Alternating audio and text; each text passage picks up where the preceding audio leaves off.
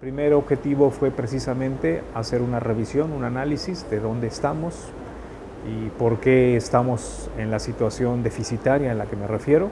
Tiene el interés de entrar a la revisión específica de uno de los poderes, el poder legislativo, específicamente la Cámara de Diputados Federal, para a través de ese análisis intentar evidenciar en alguna medida de qué forma el Poder Legislativo ha hecho posible que este modelo de democracia representativa vaya acumulando esos saldos, vaya acumulando esos déficits, insisto, y que a la fecha considero que nos han estancado en términos políticos.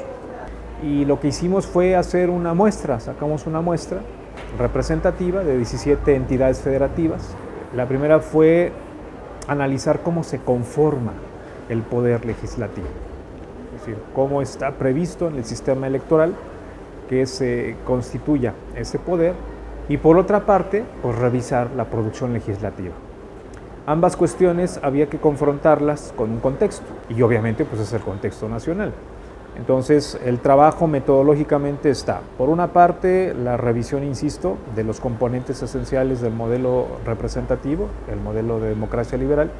Por otra parte, situarnos, contextualizar, y eso fue meternos a las variables del México en términos políticos, económicos, culturales, sociales, más o menos plantear ahí una radiografía de cómo está el país, con el objetivo de decir, bueno, si el país está de esta manera, bueno, vamos a ver ahora, como tercera parte del libro, vamos a ver lo que legislan esos diputados y vamos a ver si tiene coherencia, congruencia con el estado que guarda la nación.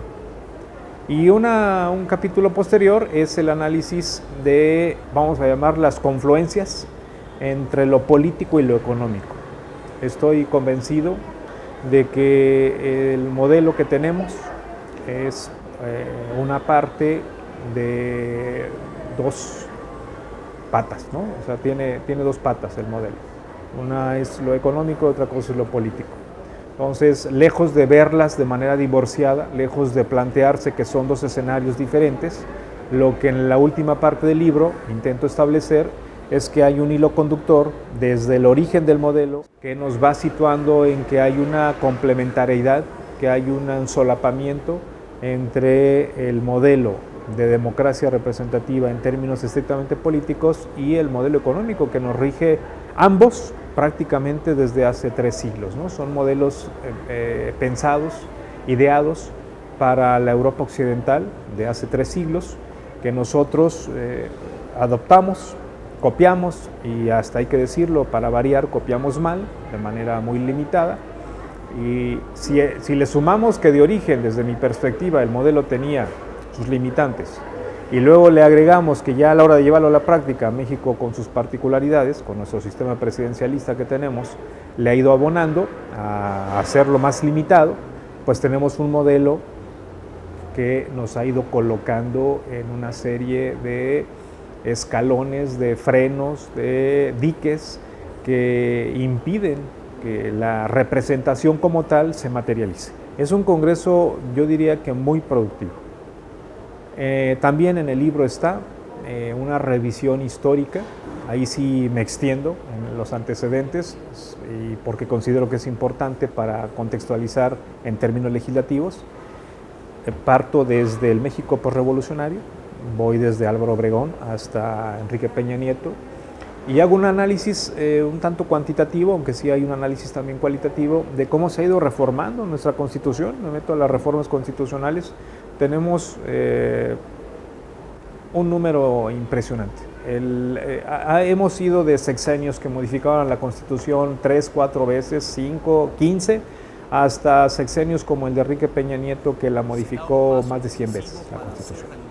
Entonces, es decir, tenemos esos vaivenes en términos de intentar adecuar, en teoría, un marco jurídico a una realidad, lo cual no debería ser negativo, ¿no? Cualquiera plantearía, pues es lo más normal, lo más obvio que el sistema jurídico esté modificándose porque hay que adaptar a la realidad, ¿no? Y la realidad también obliga a que el sistema se modifique, el sistema jurídico.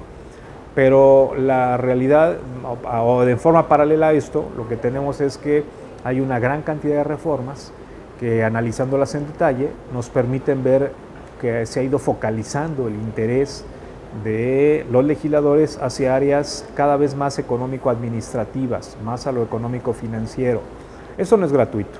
Y sobre todo si nos damos cuenta que, por ejemplo, desde el sexenio de Miguel de la Madrid y ahí en adelante, el interés sobre la parte económica ha sido fundamental. El interés por modificar lo que en alguna medida y en algún momento en el origen se planteó como lo adjetivo de la Constitución, se ha convertido en lo sustantivo. ¿A qué me refiero? La Constitución tenía una parte eminentemente social popular, que era su fundamento de origen, el documento del 17, que fue recoger todos los planteamientos obrero-campesinos y reivindicarlos y plantearlos ahí en la Constitución. Y de esa parte también se le sumó una parte adjetiva, hay que decirlo, que era la parte liberal, vamos a decir, ¿no? La perspectiva liberal. Y con el paso de los años, con el paso de los sexenios, pero particularmente, insisto, desde el sexenio de Miguel de la Madrid, se invirtieron los términos. La parte liberal se convirtió en la parte toral y lo social popular pasó a ser una cuestión secundaria. El sexenio que acaba de concluir fue por demás evidente, ilustrativo, claridoso sobre lo que estoy queriendo decir, en que la parte económica, desde la perspectiva neoliberal, fue lo que ponderó, lo que orientó, lo que guió a las iniciativas de los legisladores para ir literalmente quitando los frenos, ¿verdad? Quitando los amarres que tenía la Constitución en aras de permitir un Estado cada vez más delgado, de permitir una mayor privatización, de permitir la intervención de la iniciativa privada, del capital extranjero, sobre todo en áreas estratégicas. En fin, ¿no? En ir, por ejemplo, en términos laborales, en ir haciendo más flexibles las relaciones laborales, ¿no? Que ha traído precarización en el trabajo, en fin. Hay una serie de cuestiones que no lo digo solamente yo, es más, el libro está evidentemente lleno de citas porque recojo de diversas fuentes, análisis que colegas míos en la investigación han hecho en distintas áreas y que, como tú dices, pues efectivamente hay una gran producción legislativa, pero hay una producción legislativa orientada hacia fines específicos. Y ese es uno de los problemas, esa es una de las tesis del libro, por eso se llama Democracia de élites en México, porque hay una defensa, hay un usufructo de lo que se trabaja en materia legislativa por parte de un grupo muy compacto, muy selecto, y por eso la revisión de las biografías de los legisladores, porque lo que me interesaba comprobar era que hay un aire de familia, hay un aire de grupo, hay un aire de élite en la conformación del Poder Legislativo, insisto, básicamente en la Cámara de Diputados. No estoy diciendo que el Senado no se dé, pero esa parte no está en mi libro. Entonces, en la parte del Legislativo, en la Cámara de Diputados, sí lo que se revisa permite demostrar, permite ratificar que hay históricamente, se ha venido acumulando una serie de grupos, pero muy compactos, que tienen relaciones, insisto, familiares, de grupo, económicos, intereses económicos, incluso conflictos de intereses, en los que se ha ido consolidando esa élite, que hoy por hoy no es tanto que sean las dueñas del Congreso, porque incluso habría que decirlo, Carlos, esto rebasa los límites del Poder Legislativo, incluso del Poder Ejecutivo.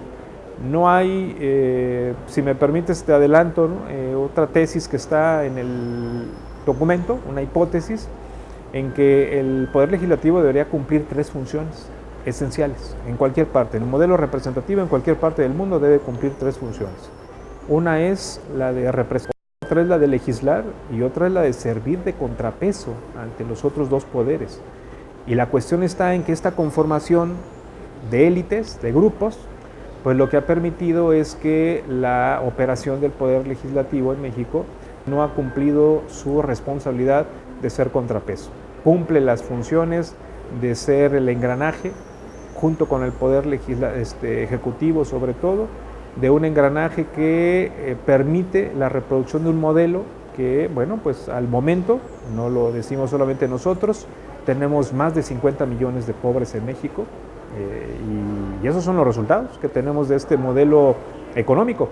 Fíjate, lo curioso está Digo, curioso, se los digo de manera irónica, ¿verdad? En que nuestra Constitución, de acuerdo con los especialistas, con los estudiosos, con el derecho constitucional, nuestra Constitución está clasificada como rígida en términos de lo que tiene que suceder, los procesos que tienen que pasar para ser modificada. No es tan fácil, en teoría, no debería ser tan fácil modificar la Constitución. Pero resulta que ya te digo que la Constitución se ha modificado N número de veces, muchísimas veces. ¿Cómo explicar esto? Pues una de las explicaciones, al margen de lo estrictamente jurídico, si nos vamos al ámbito politológico, pues lo que podemos aportar nosotros es que lo que sucede es que no hay precisamente ese contrapeso, sino que hay una extraordinaria, vamos a decir, connivencia, ¿verdad? Hay un solapamiento entre el Poder Ejecutivo y el Poder Legislativo. Es decir, cuando la mayoría en el Poder Legislativo es afín a el titular del Poder Ejecutivo en términos de partido de origen, pues las cosas se van literalmente como mantequilla, ¿verdad? Y eso es lo que hemos estado viendo, que se han ido yendo las reformas por eso tan fáciles. Porque en la medida en que el Ejecutivo controla al Legislativo, es decir, aquí en esta parte lo que habría que decir, Carlos, es que la mayoría de las carreras políticas de los legisladores están o penden o dependen de la voluntad del Ejecutivo en turno, tanto a nivel federal como a nivel estatal. Entonces, ¿qué legislador va a tener la osadía de desafiar a su patrón, a su jefe? Al legislador le interesa quedar bien con el Ejecutivo en turno y en su caso con el líder del partido al que pertenece, porque son ellos los que lo postulan. Son ellos los que determinan su carrera política, no el ciudadano común. Lo patético es que se supone que son representantes del ciudadano. Entonces, ahí está uno de los déficits, uno de los grandes déficits que tenemos. No hay rendición de cuentas hacia la ciudadanía. Entonces, sí, efectivamente lo que tú preguntas, pues hay una confluencia entre los intereses de grupos específicos. Han ido incrustando a sus legisladores a modo, es decir, ellos intervienen de manera indirecta en la postulación a través de los partidos de gente a modo. Entonces se convierten en gestores de sus intereses, no en gestores del ciudadano en común. La Cámara de Diputados tiene como característica la representación de la ciudadanía a título individual, de los ciudadanos comunes.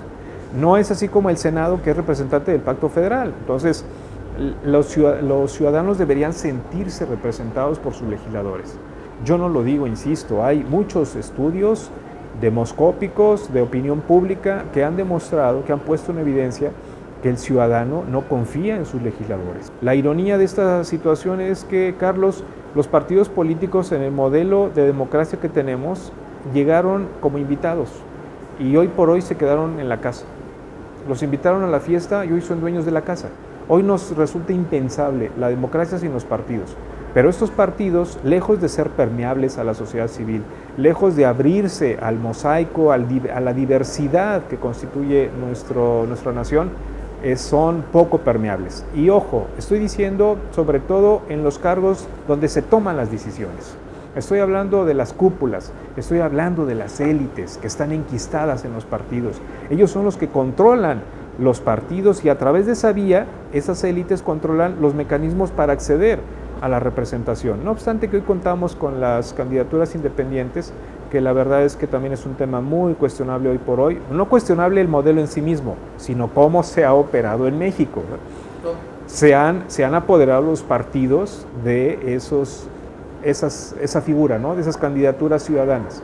Entonces, otra vez, tenemos el monopolio en lo político a través de los partidos que prácticamente se constituyen en esas élites que estoy señalando. En el libro intento presentar una perspectiva propositiva y el diagnóstico nos dice que el enfermo está grave. Entonces, planteo ese diagnóstico, pero también planteo la posibilidad de que se altere esta situación. Es decir, pienso que la esencia está en que se replantee las relaciones políticas y sociales que le dan fundamento al modelo de la representación política. Solamente en la medida en que podamos replantear esas relaciones, ¿y a qué me refiero específicamente? A que nuestra Constitución establece que la soberanía reside en el pueblo. y que el pueblo tiene el derecho en cualquier momento de alterar su forma de gobierno. Eso lo dice el 39 constitucional. Entonces, hace falta que ese enunciado se materialice de otra manera, se institucionalice de otra manera, de tal forma que volvamos otra vez al origen, que era el de que la soberanía reside en el pueblo y de que el gobierno debe obedecer a los ciudadanos a través de una consulta directa. El voto hoy por hoy es insuficiente. El voto es insuficiente tanto para la conformación del gobierno como para el control del gobierno. En el mejor de los casos, el voto, porque así fue pensado, sirve para formar gobierno. Y ya te digo, con todos los déficits de representación que hoy arrastran los partidos políticos, que es otro de los problemas. Entonces, una vez que se conforma el gobierno, los legisladores y el propio Poder Ejecutivo prácticamente son libres. No tienen la obligación de rendir cuentas, a pesar de que existe el mecanismo de los informes de gobierno, por ejemplo, pues la verdad es que es pura formalidad. Entonces, por ejemplo, el artículo 26 de la Constitución establece también la figura de la planeación democrática del desarrollo, y también es una cuestión que no está debidamente institucionalizada. El pueblo, el común de los ciudadanos, debería tener el derecho, pero el Estado garantizarlo, institucionalizar la forma para que se pueda garantizar de que el ciudadano pueda participar en la conformación de la agenda pública, de que el ciudadano tenga el derecho a decidir quién quiere que lo represente. No es posible, ahora que estamos en la era de las evaluaciones, ¿verdad? En la época de las evaluaciones, no es posible que los señores estén tan, señoras y señores, legisladores y legisladoras, estén tan interesados en la evaluación, ¿verdad? Hubo toda una discusión el sexenio pasado y fue motivo de conflicto social la evaluación, por ejemplo, sobre los profesores.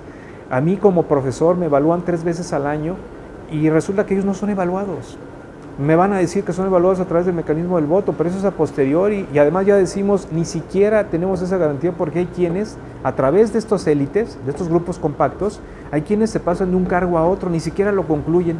Pueden darse el lujo de no concluirlo y pasarse a otro, y una vez son diputados, y otra vez son senador, y otra vez están como en el gobierno local, es decir, en los cabildos, en fin. O pueden ocupar cargos de representación literalmente sin el consentimiento incluso del ciudadano en común. La representación proporcional se ha pervertido de tal forma que precisamente sirve para eso, para andar repartiendo premios entre los amigos, y el ciudadano común no tiene participación en ello. Está la figura de la reelección en ese sentido. Yo no estoy en contra de la reelección. El problema es que la reelección no la vendieron como un mecanismo que iba a resolver un déficit y resulta que ya sirvió para acumular más, porque precisamente es una reelección sin estar atada a un mecanismo de evaluación durante la gestión. Si se le evalúa y está cumpliendo, si el ciudadano considera que está cumpliendo, tendría derecho a postularse otra vez. Cualquiera, yo no me opondría a que si alguien está cumpliendo de manera óptima su trabajo, continúe en su función. Yo, por supuesto que no, pero hay que evaluarnos. Entonces, fíjate que para mí la perspectiva positiva, o sea, vamos a pensar propositivamente, sería precisamente que el Estado, a través de la organización de la sociedad civil, no hay otro mecanismo, a través de esa organización autónoma de la sociedad civil, el Estado se convenza y trabaje para institucionar mecanismos. Hay que institucionalizar mecanismos de control. Necesitamos controlar al gobierno. Un gobierno sin control es un gobierno autoritario, es un gobierno aleatorio, es un gobierno de caprichos, es un gobierno que no garantiza cumplir los intereses de los representados, y ahí tenemos, insisto, los resultados como nación que tenemos, los niveles de inseguridad, de violencia, de pobreza, de marginación, de una educación insuficiente, todos esos problemas. Así empieza mi libro, compañeros, amigos, así empieza mi libro, ¿verdad? Desde hace 3 siglos ya nos venían diciendo a través de las enfermedades políticas del alcalde Villarroel, ¿verdad? Nos decía cuáles eran las enfermedades políticas. Eduardo Molina Enríquez nos planteó en los grandes problemas nacionales y parece que nos planteaba lo mismo, ¿no? Y ahora podemos agarrar cualquier análisis. Yo agarro el de Carlos Tello, por ejemplo, ¿no? Del Colegio de México. O pareciera que incluso nuestra política de desarrollo social es una máquina de generación de pobreza porque no podemos avanzar en ese sentido, ¿no? Y se despilfarra una gran cantidad de dinero, pero otra vez, ¿quién es el usufructuario de esa política asistencialista, de esa política de regalar dinero? Pues otra vez las élites enquistadas en los partidos políticos y en este caso en la Cámara de Diputados Federal, que el estudio trata de demostrar esta tesis a través de un caso concreto y por eso utilizamos como muestra, como trabajo empírico, la revisión del Poder Legislativo Federal. Muchas gracias, espero que sea de interés de ustedes y pues nosotros los investigadores estamos comprometidos con la sociedad civil, nos merecemos a ustedes y este trabajo es un compromiso con la sociedad civil organizada de manera autónoma. Un saludo.